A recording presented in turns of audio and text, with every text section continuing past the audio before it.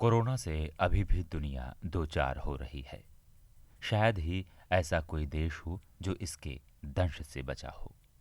हिंदुस्तान भी इससे अछूता नहीं रहा। उस दौर की याद आते ही कौंध जाती हैं चुप गलियां, शांत सड़कें और शहरों में पसरा सन्नाटा। लॉकडाउन का दौर सभी के लिए मुश्किल भरा रहा। आज हम बात करेंगे उसी दौर को बहुत करीब से जीने वाले और अपने अनुभवों को अपनी किताब वुहान डायरी में उकेरने वाले निर्मल सक्सेना से। वुहान शहर चीन से एक वायरस निकला सन 2019 में, जिसने तमाम देशों में त्राही त्राही मचा दी। कई तमाम लोगों को अपनी जानों से हाथ धोना पड़ा। वहीं कुछ साधन ऐसे थे जो कम रहे और कुछ साधन ऐसे थे जिनकी पूर्ति की गई। इसी को लेकर हमारे साथ हैं निर्मल सक्सेना जी।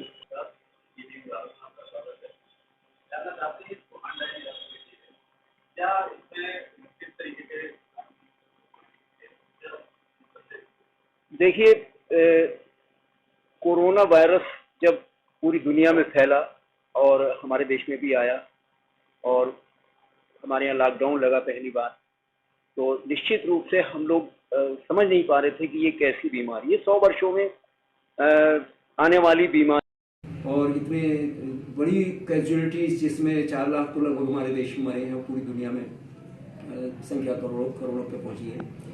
तो मैं ये मानता हूँ कि इसको लेकर के मेरे दिमाग में बड़ी उथल पुथल थी।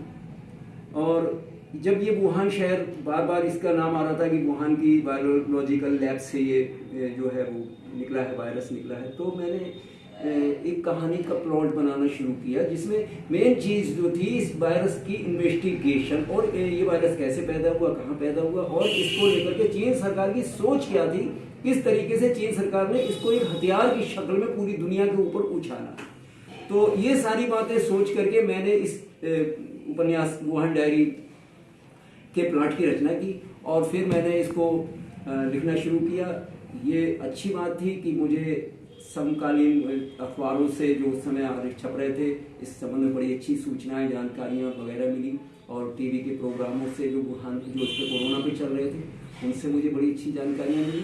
और उन सब जानकारियों को लेकर के मैंने इस कहानी को लगभग 1.5 महीने में कंप्लीट कर लिया।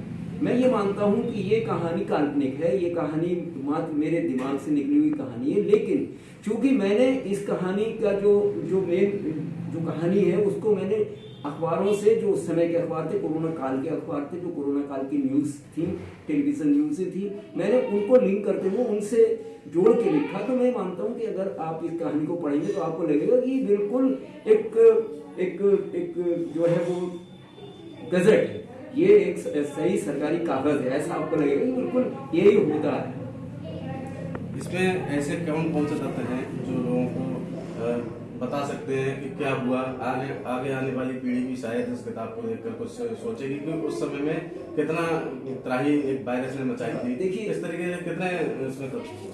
देखिए, कोरोना के विषय में तो इसमें इस तरीके से सब जानते हैं, हम लोग जानते हैं कि ये वायरस चीन से निकला। ट्रंप राष्ट्रपति थे अमेरिका के, उन्होंने तो चीख चीख के कहा कि ये चीन से निकला, चीन से निकला, और भी तमाम लोगों ने कहा। हमारे प्रधानमंत्री जी थोड़े संकोची हैं, उन्होंने नहीं कहा, लेकिन नितिन गडकरी वगैरह कई मंत्रियों ने भी खुल के कहा कि ये चीन ने हमारे ऊपर उछाला है। तो ये इस चीज को कहना है, लेकिन इस चीज को इस कहानी के जरिए स्टेप बाय स्टेप प्रूफ करना। मैंने ये पूरी इन्वेस्टिगेशन स्टोरी बनाई है, जिसमें कोरोना कैसे बनता है, कैसे चीन सरकार उसका दुरुपयोग करती है, हथियार के रूप में यूज करती है, और कैसे वो दूसरे मुल्कों तक पहुंचाती है उसे। ये मैंने स्टेप बाय स्टेप इस नॉवल में डाला है, जिससे पढ़ के आपको लगेगा कि हाँ, वास्तव में ऐसा ही हुआ होगा। निश्चित रूप से मैं भी ये मानता हूँ कि हुआ होगा कुछ इसी तरीके का, लेकिन वो है मेरी कल्पना। अब इसको लीजिए कि उपन्यास तो ये आज कोरोना पे लिखा गया है, कोरोना काल खत्म हो जाएगा 1 साल में, उसके बाद ये अप्रासंगिक हो जाएगा हमारा जो उपन्यास है।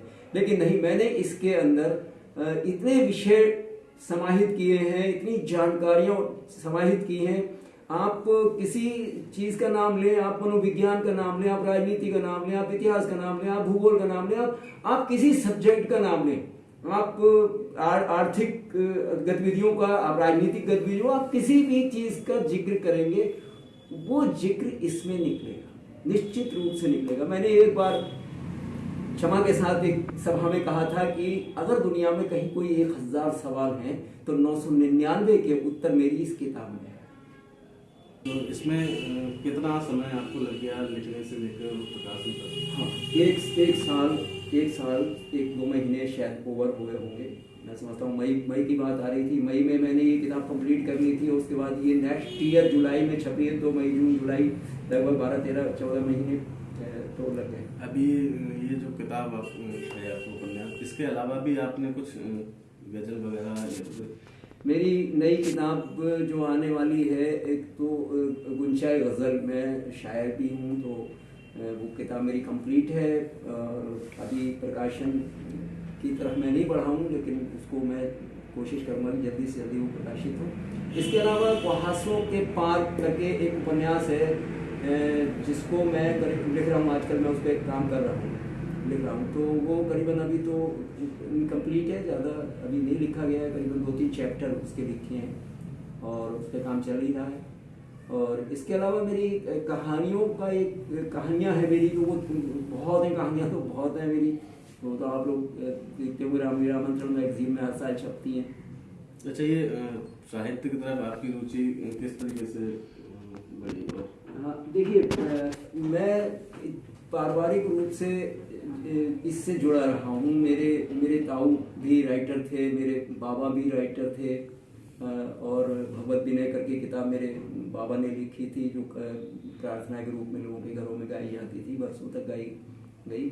और मेरे ताऊ भी शायर थे, हिंदू महासभा के लीडर थे वैसे तो ये सब वहीं से थोड़ा बीच आ गए होंगे। अच्छा, दूसरी चीज़ ये कि बचपन से ही पढ़ने का शौक़ रहा। मुझे आज भी याद है कि कर्नल रंजीत का पहला उपन्यास खूनी कंगन मैंने हिज्जे करके पढ़ा था। उस समय मैं बहुत छोटा सा था, अपने भाई बहनों से कहता था हमें सुना दो, और वो लोग नहीं सुनाते थे, तो मैंने हिज्जे कर करके वो खूनी कंगन नॉवल पढ़ा था। और उसके बाद मुझे शायद ध्यान नहीं कि मैंने गोर्की, टॉलस्टॉय, चेखव और प्रेमचंद और ये मतलब कोई राइटर शायद छूट गया हो धोखे से, तो छूट गया हो। मैंने 60 साल की उम्र है मेरी और मैं पढ़ता ही रहा हूँ। आज भी मेरे घर में 10,000 से ज़्यादा किताबें मौजूद हैं। अच्छा, लास्ट में हमारे दर्शकों को आप जरा अपनी लिखी हुई एक गजल बताएंगे? जब किसी की नजर से नजर लड़ गई, जब किसी की नजर से नजर लड़ गई, मैंने पी भी नहीं और मुझे चढ़ गई। जब किसी की नजर से नजर लड़ गई, मैंने पी भी नहीं और मुझे चढ़ गई।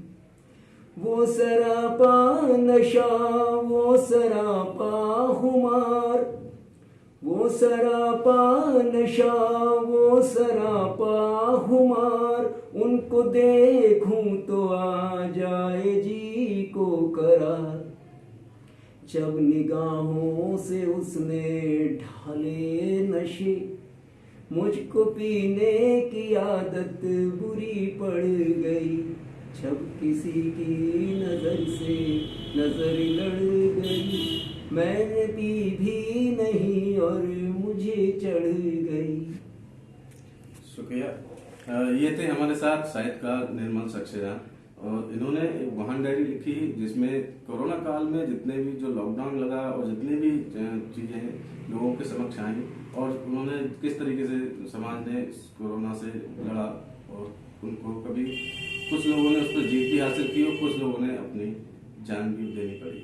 तो वो सारी तथ्य उन्होंने इस पर लिखे हैं। लेकिन ये सिर्फ और सिर्फ एक काल्पनिक उपन्यास है, लेकिन इनका दावा है कि कहीं ना कहीं तक इनके दावे एकदम सच हैं इसमें। मैं आकाश गंगवार, ईटीवी भारत, बरेली।